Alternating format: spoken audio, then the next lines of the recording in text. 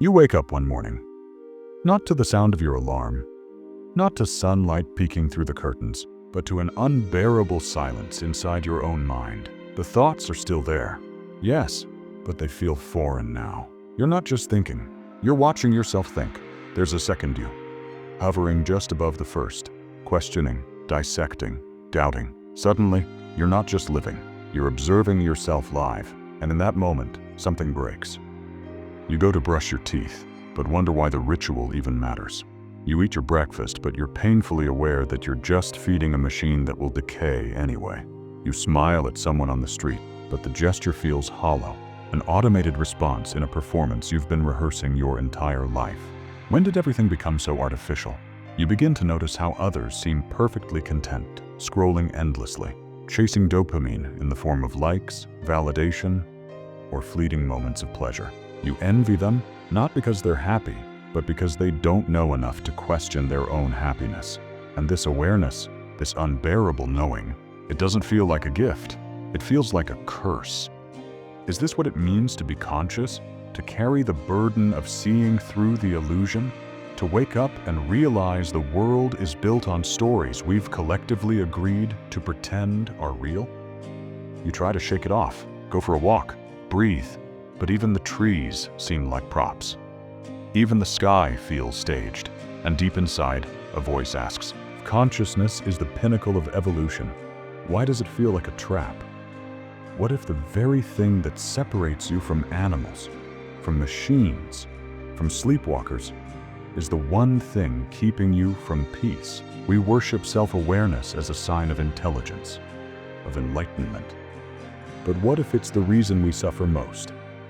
And as that question digs deeper into the edges of your mind, you begin to wonder, what is it we've really awoken to? And why can't we ever go back? Let's go deeper. Consciousness, in its rawest form, is not bliss. It is exposure, a relentless spotlight aimed at the very fabric of who you are and who you pretend to be. And that exposure doesn't just illuminate, it burns. But why? Why does this gift we glorify, the mind that can question, reflect, and analyze, so often bring us torment rather than peace? To understand that, we must turn inward and backward. Carl Jung called it the burden of individuation, the painful process of becoming aware of your own psyche, your desires, your fears, your shadow. Most people avoid this process, choosing instead the comfort of roles, distractions, and collective norms. But for those who awaken, who pierce through the veil of societal scripts, something irreversible happens: the loss of innocence. Nietzsche saw this too. He who has a why to live can bear almost any how, he said. But in a world stripped of God, stripped of absolute meaning, what happens when the why evaporates? Consciousness without purpose becomes a void, and into that void, anxiety, dread, and alienation rush in like a tide. Schopenhauer went further, arguing that to be conscious is to suffer. Why? Because consciousness brings desire, and desire brings lack. The moment we want, we acknowledge the painful distance between who we are and who we wish to be. Consciousness makes that distance visible, and worse, inescapable. Modern psychology echoes this. Gabor Maté suggests that addiction isn't about substances, it's about escape. Escape from pain, from trauma. But deeper still, perhaps, it's an escape from awareness itself, from feeling too much, from knowing too much. The truth is, consciousness strips away the anesthesia of ignorance. Once you see the strings, the puppet show loses its charm. Once you realize your thoughts are often inherited, your values programmed, your behaviors reactive, you begin to unravel. And yet, you can't unsee it. You can't return to sleep once you've tasted wakefulness. So what do? We numb, we scroll, we drink, we run. Because awareness without anchoring, without meaning, isn't enlightenment. It's agony in high definition. But there are deeper consequences still. Let's pull back the curtain a little further. You might think the pain of awareness is personal, that it's your own internal struggle to cope with life's complexity. But it's not just you. It's cultural, it's systemic, and it's spreading like a quiet epidemic. We live in a world where distractions are no longer luxuries. They're lifelines. Constant noise, endless feeds, relentless notifications. These aren't just conveniences, they are sedatives, designed to keep you from confronting the discomfort of being fully awake. Because what happens when consciousness is not balanced with meaning? It turns inward and starts to decay. You begin to see people not as who they are, but as masks they wear. Words lose weight, experiences flatten, even joy feels suspicious, like it's hiding something darker behind the curtain. You're caught in a strange split. One part of you is performing life, while the other part is watching, judging, doubting. This split fractures everything. Relationships become strained because you're analyzing instead of feeling. Success feels hollow because you know how arbitrary the metrics are. Even rest becomes elusive because your mind never stops running in the background. Like a program that's always asking, is this real? Is this worth it? Who am I, really?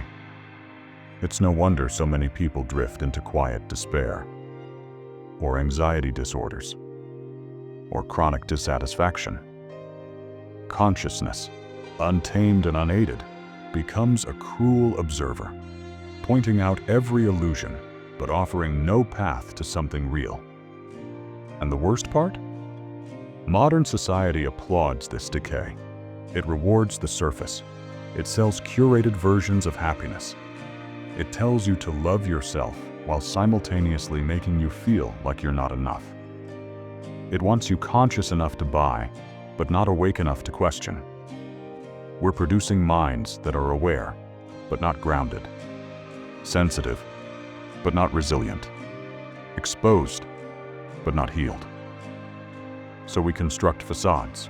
We armor ourselves with personas, achievements, aesthetics. Anything to silence that voice inside that keeps asking, is this all there is? But the question won't go away. It only grows louder in the silence. So the real danger isn't just in seeing the truth, it's in having no idea what to do with it until something breaks or something rebels. That's where the shift begins. At some point, the pain of pretending outweighs the fear of seeing clearly. That's where rebellion begins, not with banners or slogans, but in silence. In the still, trembling moment when you decide to stop lying to yourself. You stop running. You stop numbing. You sit with the ache, the unbearable weight of being awake. And then you ask the forbidden question. What if the problem isn't consciousness itself, but how we relate to it? What if the torment isn't in seeing, but in seeing without meaning? This is where the teachings of Viktor Frankl become lifelines. A Holocaust survivor who lost everything, Frankl discovered something hauntingly profound. Even in the most brutal conditions, a person can endure if they have a why. He called it logotherapy, the belief that meaning, not pleasure or power, is the primary motivator of the human being. Reclaiming your consciousness begins with reclaiming your why.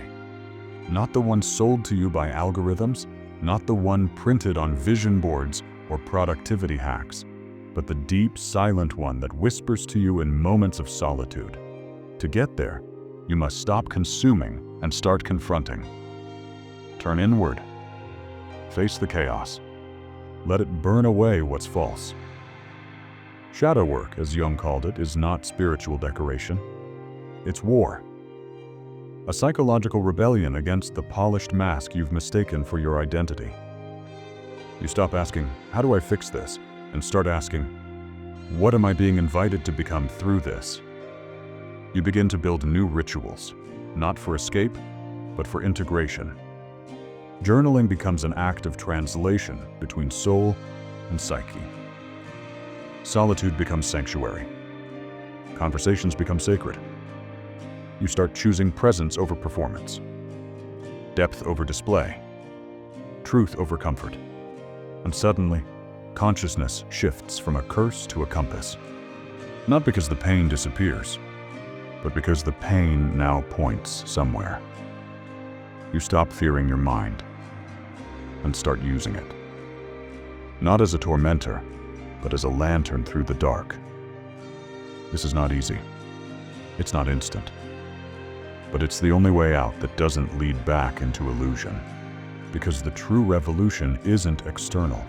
It's waking up and choosing to stay awake. Now the final question remains. What does it really mean to be conscious? Not just aware, but alive? Let's find out. Here it is. The final turn. The place all your pain, confusion, and rebellion have been leading you toward. You were never cursed by consciousness. You were cursed by the illusion that consciousness should be easy. You were taught that awareness would bring peace, that knowing yourself would feel good, that awakening would be gentle. But that's a lie, sold by cultures afraid of their own reflection. Real consciousness is violent, not in a physical sense, but in its rupture. It shatters false identities. It kills off who you thought you were. It dismantles the walls you built to survive and asks you to walk barefoot through the rubble. And here's the paradox that few are willing to face. You have to die before you can live. The death of illusions, the death of comfort, the death of the curated self. Only then does real life begin. Not life as performance, but life as presence. Jean-Paul Sartre said, "Man is nothing else but what he makes of himself." And in that terrifying freedom lies the beauty. There is no predetermined meaning, no external savior, no final answer waiting in some sacred book. It's you. You are the question. You are the answer. You are the sculptor and the stone. And the truth? Consciousness was never meant to make you happy. It was meant to make you sovereign, to grant you the terrifying power of choice, to walk away from inherited values, to redefine success, to love deeply, knowing everything ends, to create beauty, knowing it will fade, to suffer with purpose, not passively, but actively. As an act of creation, that is the final realization. The curse was never consciousness. It was your resistance to its fire. And once you stop resisting, once you step into it willingly, you don't just become aware. You become real, not a shadow of someone else's dream, not a ghost drifting through distractions, but a living force, awake, raw, unshakable. So now the question isn't, why does consciousness hurt? The question is, what will you do now that you're awake? Will you numb again? Or will you rise? The choice has always been yours.